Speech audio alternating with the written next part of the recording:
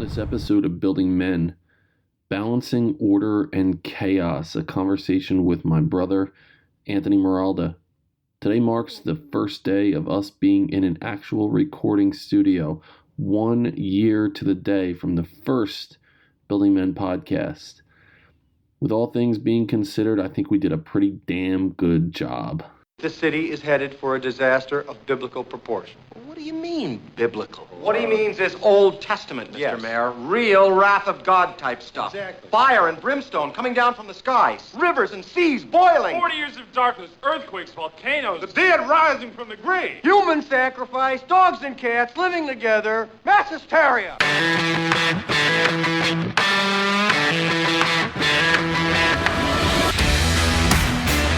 Welcome to the Building Men podcast. I'm your host, Dennis Morolda.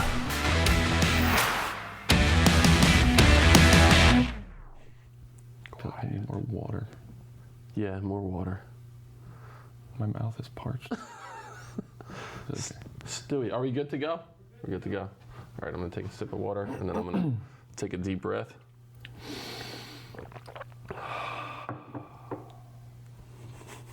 Oh, we're going middle shot here. Middle shot.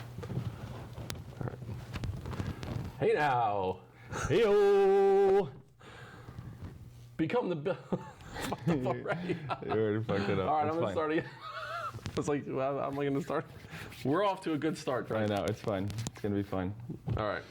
I'm starting again. Hey now. Hey now! Building men, become the strongest version of yourself. Mentally, spiritually, emotionally, and physically. Anthony Morolda, let's cheers, brother. We're doing it. We're doing this. We're doing it. So we are in a studio. We're recording here from a studio. This is 1 year to the day of the first Building Men episode, and we have been on this long journey over the last probably a year and a half since we came up with this idea. It's been a year since our first episode. And I just wanted to congratulate you as part of this journey and just say, you know, I'm happy that you're a part of this. This is awesome. Yeah, it's been a long ride, to say the least, and we've had some crazy ups and downs. We had no idea what the hell we were doing when we first started. It was definitely very interesting, but it's amazing to see the transition from where we started to where we are now. Like, all the pieces were there. We just didn't have a niche. We didn't know who we were going after. We didn't know what our true purpose was from this whole thing that we were doing. But I feel like we're starting to narrow it down a little bit, and look at us. Look at this, you know? I Look at always us. thought that there was this moment where you know that you made it when you have a mug in front of you. When you're at the table and there's a when mug there's really here. nothing in it. Yeah, there's water in the mug. I've been fake sipping. Well, mine's done already. You're done. I already finished my my water. It's So my mug is Carpe Diem, seize the day. Your mug is... an alpaca with glasses and a bow tie. So I think that's relevant because I don't know if any of you know, but I had a short modeling career, and it was with an alpaca for a wedding photo shoot. So you can find that online. Google me, Anthony Morolda, alpaca. It's good that stuff. comes up. And so it wasn't you with an alpaca because that's illegal in many states. That's what you see, but there's workarounds. Trust me. There's ways You to could get figure around out. that Yeah, stuff. yeah. So long story short, I have an alpaca in my apartment. We're living together. It's not a good relationship. Complicated. Yes, we're struggling right now. We're getting some counseling, but it's fine. It's fine. Everything's fine. So I just thought of something. How about this? Every episode that we do in studio, we'll bring different mugs with us. Instead of having the same mug for every single time, we'll bring in different mugs. That'll be part of our, like a little nuance. A little right? nuance, right? That's a new It's word like that you've a learned. small difference between stuff. Yeah, so if you're interested in having your mug as part of our journey, reach out to us on Building Men. We'd be happy to sport your mug here when we Yeah. come to the studio. A little nuance thing that we'll do differently every single time. Absolutely, I agree. Well, that's, this is a big thing because now we have to have different mugs every single time. I just set that up without talking to you about it. I know. I wish this is where the transparency and communication thing comes into play, and I just, Well, we're going to talk about the difference, like the idea of order and chaos, the balance between the two at some point during our journey today. But what I wanted to do was start off with how we got to this point. I remember very vividly I was in my car and I was on the phone with you, talking about working together in some capacity. Yeah. It was in that spot in my life where I felt really lost and not knowing where I was going, the direction I was going, and we had a conversation about the idea of working together in some capacity. Yeah. We didn't know what it was going to look like, sound like, feel like. We really didn't have an idea about what it was going to be. So we started throwing different ideas out, and we started with that infinity theory, infinity project, infinity. Right. We like the idea of the logo of the infinity sign, where there was not a start or finish. It was kind of free flowing. And do you remember we went out one night around you for a couple beverages, and we started just to talk initially about what it was going to be, like what this journey would what be the on. idea of it was, right? Yeah. We started out, and it was like, again, it was just in the like infancy stages of the whole thing, trying to get an idea of what our goal was from this whole thing. And so it was cool, and we had like we were pretty organized to start, and you did most of the back end stuff, but then we went out to the bar, and after we had a couple drinks, it just kind of turned into... It deteriorated quickly. Yes, and that's usually ends up happening, where it kind of spirals out of control when we get on a rant, and I think we just started talking about pet peeves. Right. Things that kind of like piss us off, essentially, that people do. And do you remember which ones I mean, there was one specifically that really grinded your gears. So as I think back to it, a couple that I can recall. One was using umbrellas. Right. And again, we're talking from a man's point of view here. As like men using umbrellas, and I said, to me, I don't like to use an umbrella. I would rather get wet. It strikes me as something non-masculine to use an umbrella. Right. And I understand it's ridiculous. I get what it does. The purpose of it is amazing. It's a beautiful thing. But there is no way to look masculine holding an umbrella when you're walking. That is, unless like you have the umbrella and you bring it out and you have your significant other next to you, and it's like, okay, and maybe you're getting a little wet, but they're not getting wet at all. But if you're walking solo down the street and you got an umbrella on, or you're holding an umbrella, I'll get wet. I accept the fact of what I'm getting myself into, and I'm just going to be wet. That was one of the things that we talked about. And who knows, that was at that moment I was thinking that's not something, I don't need an umbrella. And I know it is, that's mine that I'm dealing with. And I agree with that. I did disagree with your other one though, with scarves. You're against scarves. I'm not a fan of men wearing scarves. Listen, again, it's my shit. That's my thing that I'm dealing with. But you rock a scarf. Absolutely. I think scarves. But again, I don't rock it because my neck is cold. I feel like if you're gonna go for that, just wear a turtleneck, because I think turtlenecks are immaculate. Because you've worn turtlenecks several times before. It's been a while. It's been a minute since I wore a turtleneck. Cream turtleneck. But yeah, the scarf, I'm all in. With like a good hat, a scarf, you had a watch in there, you have some nice accessories, like you are looking fabulous, to say the least. And now that the audience knows you, that may or may not include pants. Yeah, who knows? Listen, there's so many avenues you could go down when you have a scarf on. It's amazing. It's truly a outfit enhancer, and I stand by that. So we had umbrellas, we talked about scarves.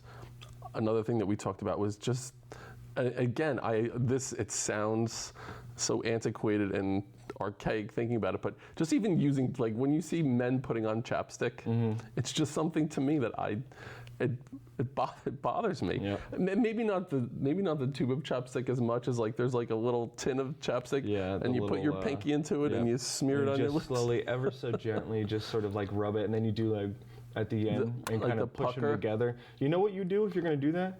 Because chapstick works. It's great. Absolutely. Do that somewhere that not many people can see you. I don't know. There's no way to do that. And again, you do the whole lip purse thing, and then you get an umbrella and you go outside. And I'm like, come on.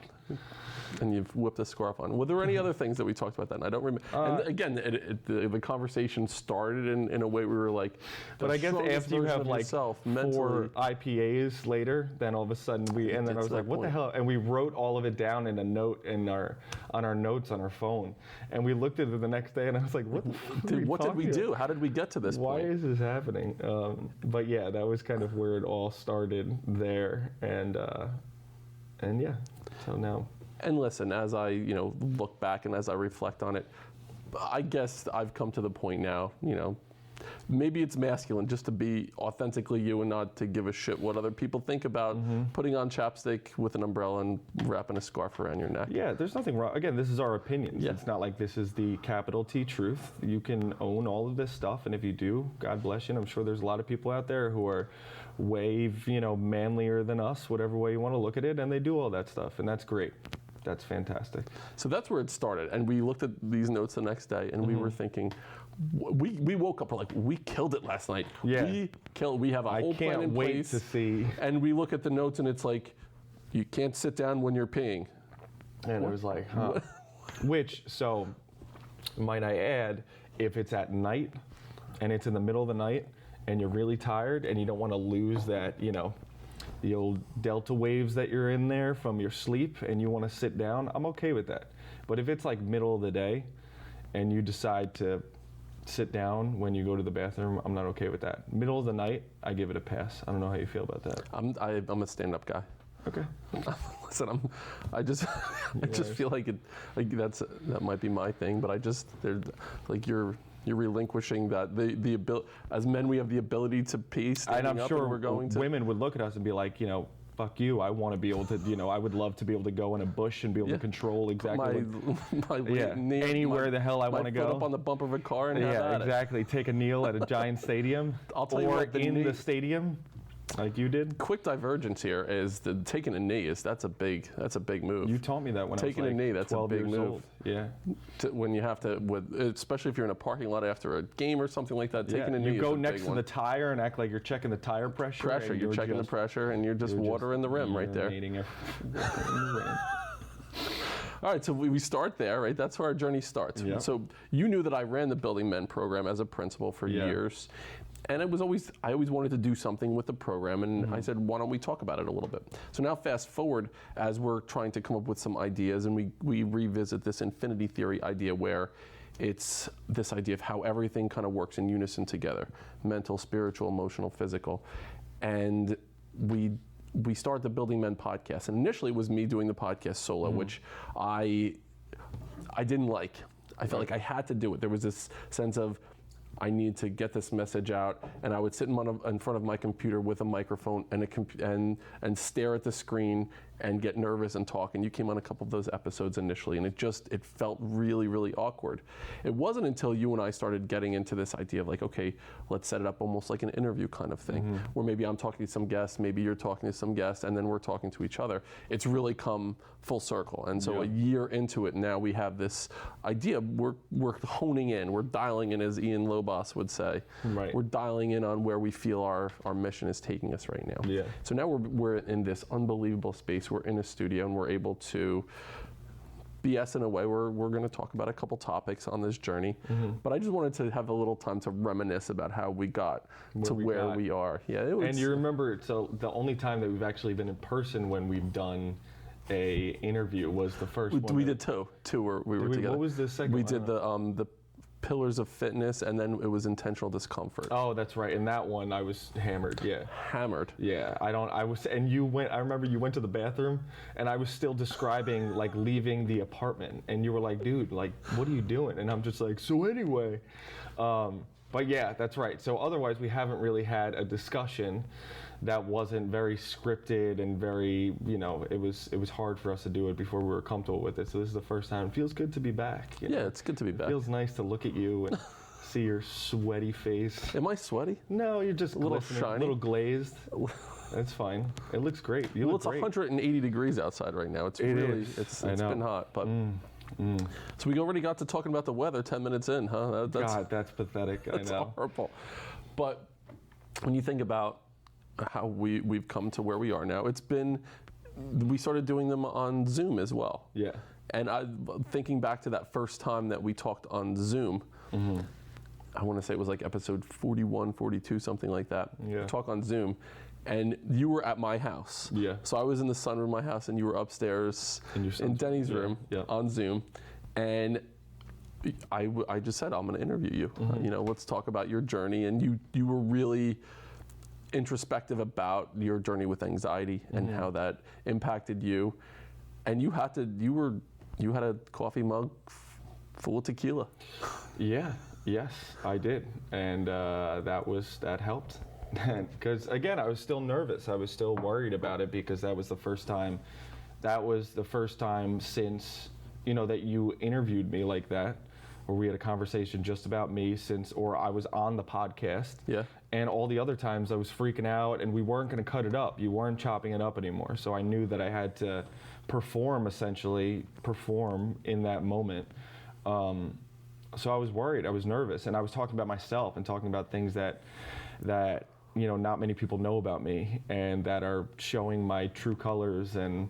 But it was awesome. That was very liberating for me that I got through that. And then all the other ones made it was easier and easier and easier. And I've screwed up along the way, but who cares? It's just like all we want to do is just keep content out, keep talking, and we'll keep getting better at it the more that we do it.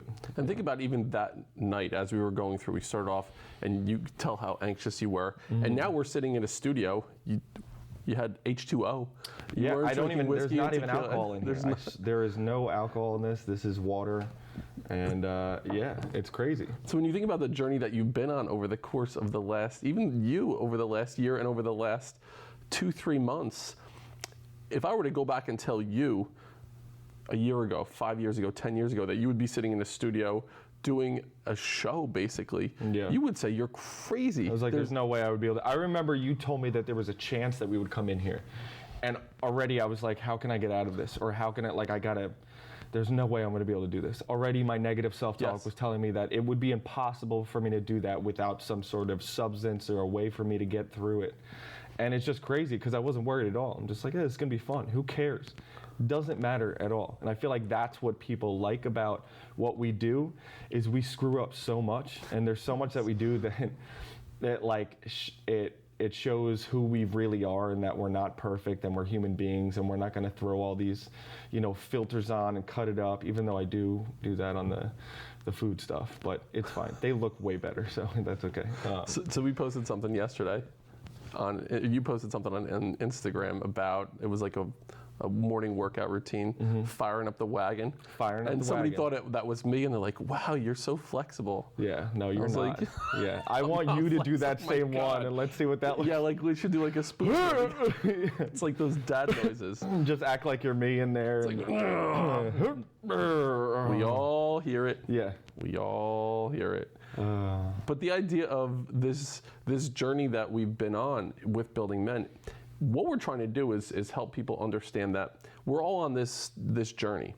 There's not this static point in our lives. We might find ourselves here, but it's continuous. It's this idea of a growth mindset. And we are on this growth mindset journey. We are on this journey that we're growing individually and then together through Building Men, that what we're trying to do is help other people understand that you're not in this set spot in your life. You are in this moment on the course of this longer journey, that you are in control of this larger part of your life, this larger journey. So when we started today, we started to talk a little bit about the difference or the balance between order and chaos. So let's just use this journey even as a segue into that topic of order and chaos. So when you think of order, like you think of, there's the need for order in our lives. And I'll just dive a little deep into a personal part of my journey. Was a year and a half ago, 14 months ago, as I was going through the lowest part of my life. You know, I was going through a divorce. My job situation was less than ideal. I wasn't sure where I would be living after going through divorce. There were so many variables that were out there that I wasn't quite sure what was going on. I let my health slip. I just wasn't stable mentally. There were so many things that were going on. So what I did was I started with the journey of daily routines, rituals, habits that I started to implement that helped me recreate who I was and gave me this semblance of order in my life. So I mentioned it on the podcast many times before. It would be the time that I would wake up in the morning, meditation, journaling, physical fitness type things, what I was eating, less alcohol in my life. And so what I did was I needed to take, I was going through a ton of chaos at the time. Everything in my life seemed like it was shifting in a million different ways. I needed to create some semblance of order in my life. And the way that I did that was doing these daily things every single day habitually. Yeah. It became to the point where I ate the same exact thing every single day. I mean, I wouldn't eat anything until after 12 every day. I needed to eat. You can probably rattle through the things that I needed to eat every day. Yeah, I could name on. I know exact. So you would have avocado. You would have eggs. You would have spinach. You would have dates, and you would have dried mangoes, and then you would have some sort of like a ground beef or something at night, or chicken.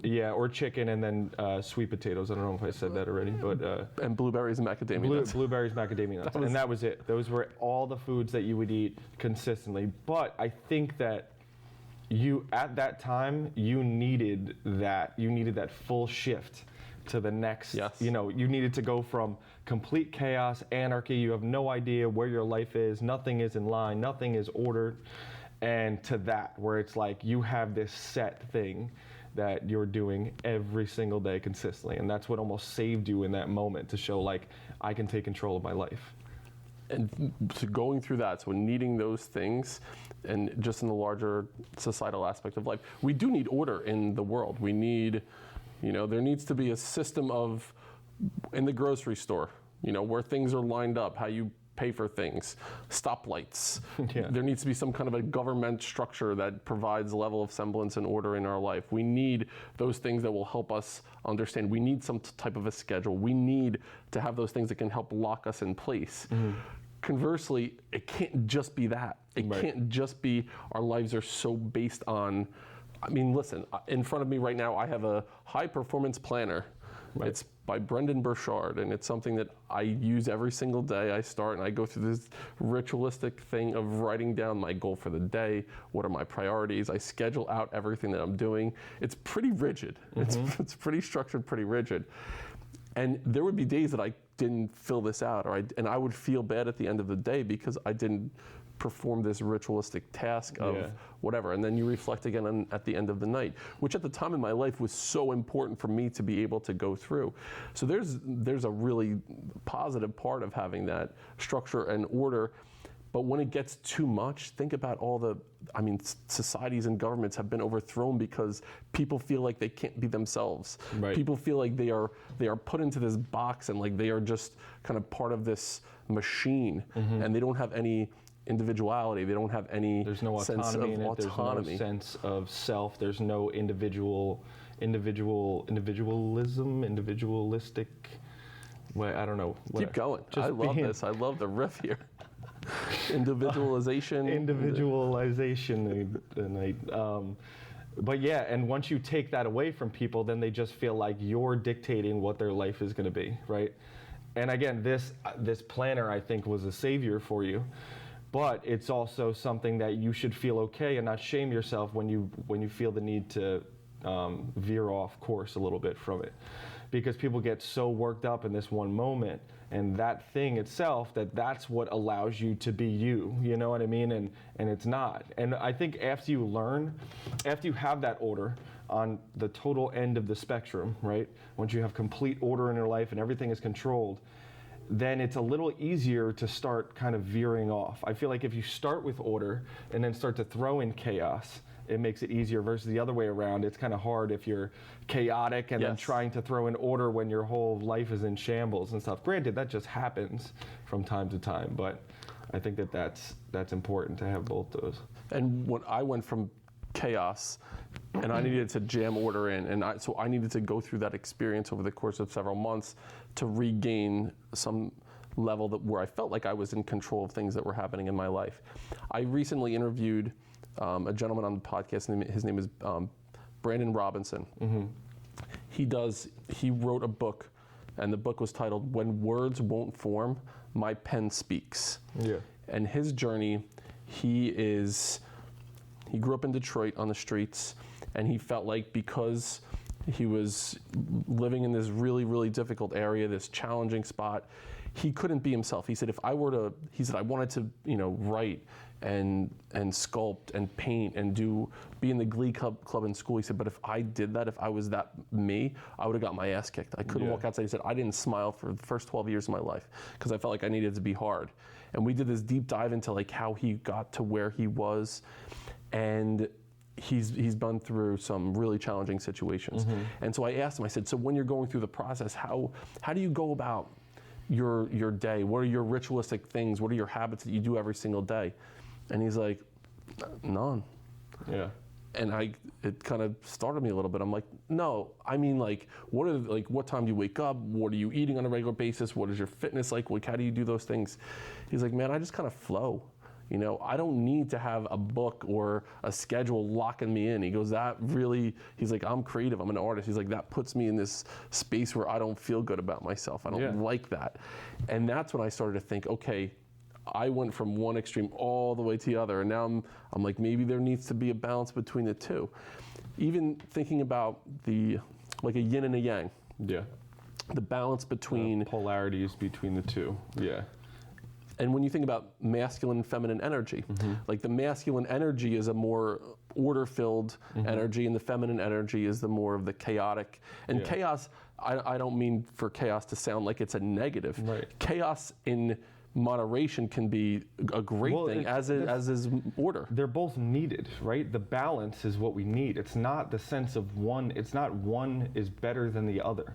If you're over balanced, or you have too much of one versus too much of the other, it's going to be negative, right? You don't want that. You want to find that middle ground, that middle piece, that kind of that carries over. And because this is from Jordan Peterson, right? Yes. So his Order and Chaos, and he starts out talking about masculine, feminine, and he goes, the way that you think about life in general, I think the most important thing we need to understand, the yin and the yang, is the order and the chaos. And he talks about, what I heard from that was, there was a gymnast who, I don't know if you heard this, but like the gymnast goes and does this phenomenal, like perfect routine. And clearly she put in like 50,000 hours of work, and it was so obvious, and the judges, everyone's going nuts and going crazy. And the judges give her a 9.8, whatever, I don't know what it's out of, but like they give them like one of the highest scores. So the person to follow that, how do you follow a near perfect performance, right? So they go in, and what they did was they took a risk, right? They went and put their blood, sweat, and tears into that next thing, to where they went just on the edge of screwing up. If one thing went wrong, the whole routine would have been ruined, right? They weren't going for perfection, they were going for like, in all my chips in, I don't care, right? And that's the difference, because once you do that, now you're allowing yourself to be vulnerable, and people can kind of sense that, and you're putting yourself out there. You're right on the edge of chaos, where it's like it's gonna get a little crazy, and if something goes nuts, and the crowd could sense that, you know what I mean? They could understand that this person was going all out on that, and that's how you beat that completely ordered person, is you flirt with the chaos a little bit in there, because you have the potential to fail. I feel like the ordered person doesn't really have the potential to fail, because their whole life is planned out. Structure. Everything. And like, that's not the way to, you can't avoid chaos. Chaos will happen. We can leave here and you can get hit by a bus, you know what I mean? And I'm like, oh, well, this didn't have this in my high performance planner. Wait a minute. I didn't plan for the number 7 Greyhound to whip through. Right, exactly. So it's just something that you need to be in balance with at all times. So the idea of chaos now, so we talked a little bit about order. The idea of chaos, it can be, not waking up to a schedule. It could be driving down the road, and instead of taking a left-hand turn, taking a right-hand turn to explore something new. It's definitely taking a risk in life. Yeah. I talked before on different podcasts about, as people are on their deathbed, they're thinking about things that they wish they had more of in their life, or they did, and it was, making sure that they spend more time with family and really value those relationships, and not spend so much time working, but spend more time with people that you love. That doesn't have anything in it. I'm just, there was a little bit left, It's more just like the droplets. Just let me do this. Listen, you called it out that there was nothing in it. I feel like I'm in like Peter Pan right now. You know when they're with, remember when they're all eating and there's nothing in there? And then they believe that they it's believe there. in it. So my belief system is allowing me to have a bunch of water. You want to sip of mine? Yeah, can we switch? There You do have stuff in there. Yeah, I do. Nice. That was chaotic. So right? That wasn't normal. I didn't know I was. I didn't know you were going to call me out for not having anything in there. I guess I shouldn't have mentioned it when we first got in. Listen, we're rolling with it. So there's that. Okay, you want to build those relationships, and you don't want to spend all your time working. You want to spend time with loved ones. One of them was to do something to leave a legacy, and one was to take more risks in life, to step outside of that comfort zone area.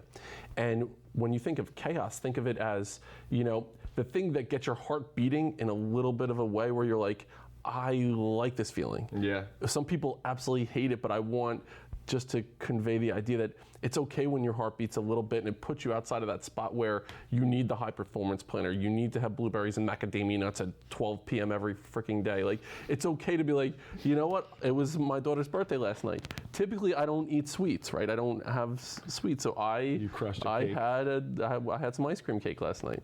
All right. I had a piece of ice cream cake, and then I dug in at the core of the ice cream cake. It was not in my schedule for the day. It was a little bit chaotic, but to be in that spot where, think about kids when you're going on adventures, when you're doing something that you step out of that comfort zone and you're able to be in this space that's not structured and there's not this order. It's this way of like kind of flowing and being. Yes, just being in that moment and being curious and being filled with wonder, we lost that because our whole thing. So like in the next hour, I know what I'm gonna do, and then at 1 o'clock I have this, and then at 3 o'clock I have this and this and this and this, versus just kind of like going with the flow. And that's why if you have that rigid 9-to-5 schedule in your life, because some people have that and there's just no way out of that. This is where you go on a trip and have no plan, no itinerary. You don't know what you're gonna do when you go on the trip. That's a way to schedule it out, but then you just toss your hands up and say, screw it, let's just see what happens. And the other thing I think about is I think having that polarity between the two is so important, because the reason why our successes bring so much joy to us, because there was that big risk, because there was that chance of failure when we do that. If there wasn't a chance of failure, it doesn't you don't have the joy of actually, the win that you get from it. Like when I put myself out there and do a speech or talk in public, I feel so good after, because my expectations, how scared I was beforehand, because of the risks that I took. That's what made it special. If I thought in my head everything's gonna be fine and I didn't give a crap about it, it wouldn't matter. The reward after wouldn't be a reward. Too much of a good thing isn't a good thing anymore. Having that chance of failure or knowing what it's like to be at the bottom, it makes everything else better, because you have that, the difference between the two and that. And thinking about putting yourself in a spot where you're able to endure difficult situations. One of the things that a previous podcast I did was lessons that we learned from the roots of trees. It was that experiment in the biodome.